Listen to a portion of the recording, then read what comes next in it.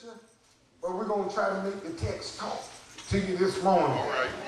For the mere fact. I don't want you to go down the road and figure this out. I got some of them that go down like Brother Rabbit and sit by the tree. And wait until Brother Turtle catch up. But sometimes Brother Turtle don't go that way to the rabbit. Yeah, man. Brother Rabbit done fell asleep. He done did everything else. Waiting on Turtle. When he found Turtle done went somewhere else and on his way back. Amen. Amen. I feel good this morning. Amen. And y'all looking at me like, my mom will give me later on. She said, you just felt good. You just felt like talking. Yeah, man. But I could be up here with a grumpy look on my face. I could be despondent. I could look sad. But thanks be unto God. Amen. 2 Corinthians, 12th chapter. 9th verse is where the text is coming from.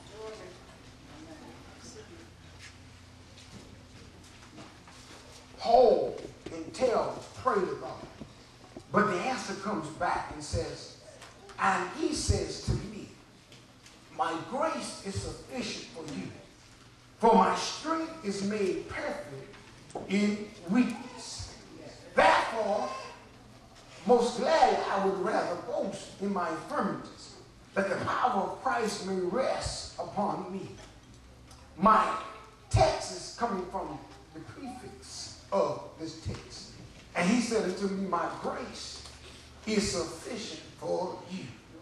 We want to talk this morning from the subject, enough to make it. Enough to make it.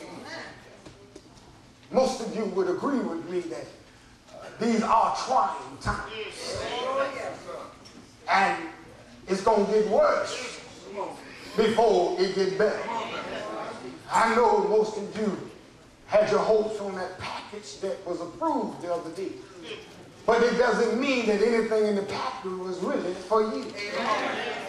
I recall growing up, mere fact that there were times when Mama was able to take us to Carol's.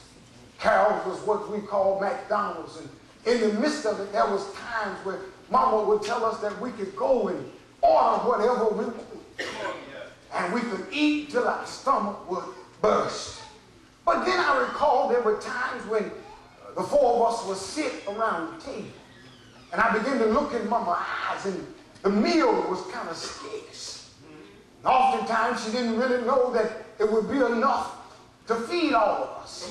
But somehow God would allow us to have just enough. I would often ask him, can I go back for seconds? But those weren't the time that I could go back for seconds. It was enough for the moment. You see, we've lived the last 16 years under one president were plenty.